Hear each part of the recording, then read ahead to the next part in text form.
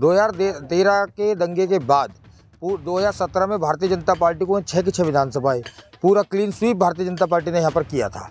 उसके बाद अब जो 2022 का चुनाव हुआ है वो हम 4 विधानसभा यहाँ जीत के आए हैं। और बात करें पूरे शामली जनपद की भी तो हम 4 और 3 7 9 में से 7 विधानसभा हम जीत के आए हैं। तो आप समझ सकते हैं कि समय बदल चुका है, राष्ट्रीय लोकदल के पक्ष में माहौल है और किसान की बात मजबूती से विधानसभा में उठाने का काम राष्ट्रीय लोकदल करता है। नमस्कार, मैं हूं संदीप सैनी और एक बार फिर यूपी तक में आप सभी का स्वागत है।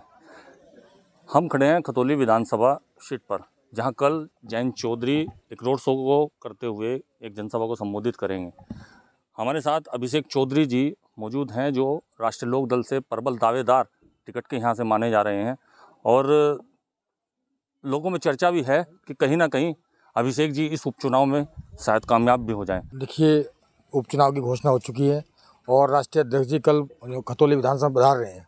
लोगों में उत्साह है कि राष्ट्रीय अध्यक्ष जी जो पूरे देश में किसानों की मजबूत आवाज़ है वो कल हमारे बीच में आ रहे हैं और जगह जगह उनका स्वागत और बहुत बड़े प्रोग्राम उनके गांव दर गांव होने थे, पर चूँकि आदर्श आचार संहिता लग चुकी है तो उसके लिए चलते वो रोड शो को न करते हुए पूरी विधानसभा में 3 मुख्यालयों पर 3 मुख्य स्थानों पर बड़ी जनसभाएं हो रही हैं। कहाँ ये जनसभाएं होंगी और किस तरीके से पब्लिक का यहाँ जुटना आप लोग देखकर चल रहे हैं? देखिए, पहली जनसभा जो उनकी चौधरी साहब की होगी राष्ट्रीय अध्यक्ष जी की पिपलेड़ा में होगी, दूसरी जनसभा उनकी तिसंग में होगी और तीसरी होगी मंसूरपुर क्षेत्र में। तो 3 मुख्यतः विधानसभा के 5 मुख्य पॉइंट हैं, जिनमें 3 हिस्सों में बड़ी जनसभाएं आदरणीय राष्ट्रीय अध्यक्ष जी की होने जा रही है। कितने बजे कल यहाँ पर पहुँचने वाले हैं? आदरणीय राष्ट्रीय अध्यक्ष जी का कल का 11 बजे का यहाँ पे एक अधिकृत प्रोग्राम पहुँचा है और लगभग 11:30 तक राष्ट्रीय अध्यक्ष जी पहुँच जाएंगे। अभिषेक जी, आप इस विधानसभा से काफ़ी समय से मेहनत कर रहे हैं, काफ़ी समय से चर्चाओं में भी रहे हैं कि चुनाव को लेकर के, लेकिन इस बार आप प्रबल दावेदार लोकदल से माने जा रहे हैं, तो क्या लगता है आपको माहौल कैसा दिखाई दे रहा है इस समय? देखिए, माहौल राष्ट्रीय लोकदल के पक्ष में है और मुझे थोड़ी सी हंसी आई। प्रबल दावेदार, मुझे नहीं लगता मैं प्रबल दावेदार के, मैं तो यहाँ का रहने वाला हूँ और लोग कहते हैं कि जी चुनाव की तैयारी शुरू कर दो और वही चुनाव आ गया। मैं मानूँ मैं ऐसी कौन सी डिग्री है कि चुनाव की तैयारी करने की कहीं से मिलती हो। मैं तो ये मानता हूँ कि लोग हम 24 घंटे जनता के बीच में रहते हैं। विधानसभा में 127 गांव हैं, 2 कस्बे हैं और जनपद ये हमारा परिवार है। हम अपनी पूरी विधानसभा में दुख सुख में सक्रिय रहते हैं, लोगों में बीच आना जाना रहता है, ये तैयारी है हमारी। एक मुख्य सवाल अभिषेक जी, इस चुनाव को लेकर के, उपचुनाव को लेकर के बीजेपी कहीं ना कहीं दंगे का सहारा लेने जा रही है, क्योंकि मंत्री संजीव बालियान ने भी स्पष्ट कह दिया है कि आजम खान दंगे के दोषी थे और उनके बारे में जनता को बताएंगे।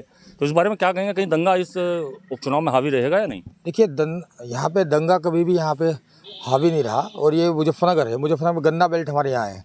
तो कभी ये जिन्ना ओब्लिक गन्ना, जब 2018 का चुनाव हुआ था, जब इन्हें कोई नहीं मिला था तो इन्हें जिन्ना का जिक्र उठाया था। तो जब उस समय हमारे नेता राष्ट्रीय अध्यक्ष जी ने कहा था कि जिन्ना नहीं गन्ना जीतेगा। इसी तरह 2000 अब खराब माहौल की दंगे की बात कर रहे हैं।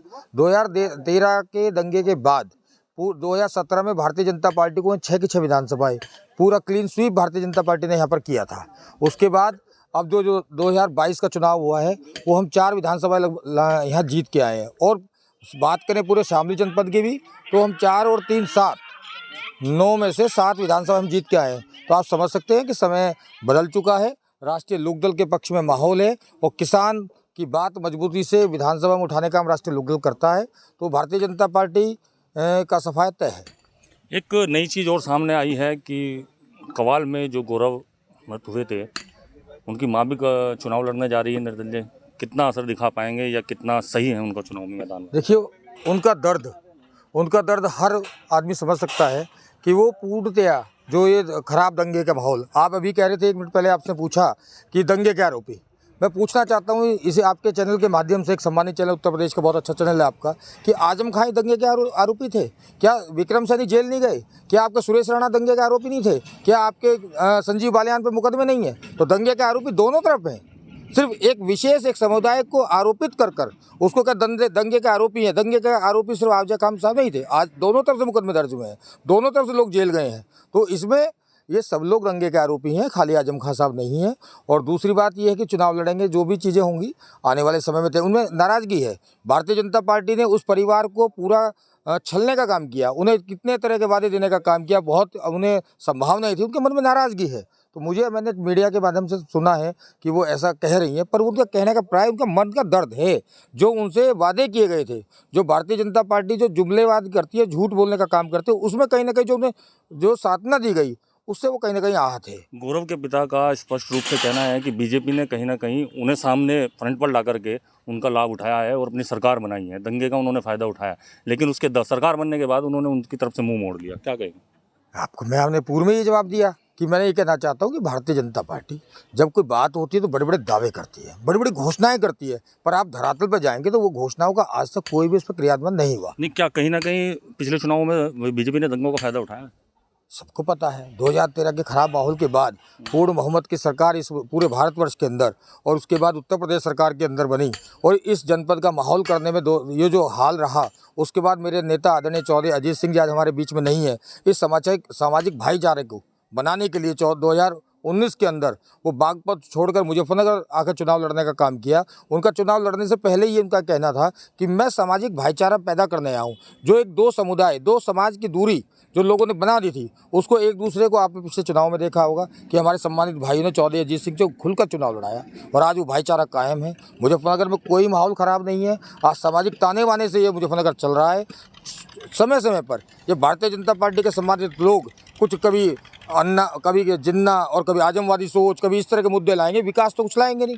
मैं आपके चैनल से पूछना चाहूँगा कि पूर्व विधायक तो 2 बार यहाँ विधायक रहे, एक सम्मानित या केंद्रीय मंत्री हैं, 7.5 साल से यहाँ पे सांसद हैं और सरकार चल रही है केंद्र में, 5 साल सरकार पहले भी चली गई।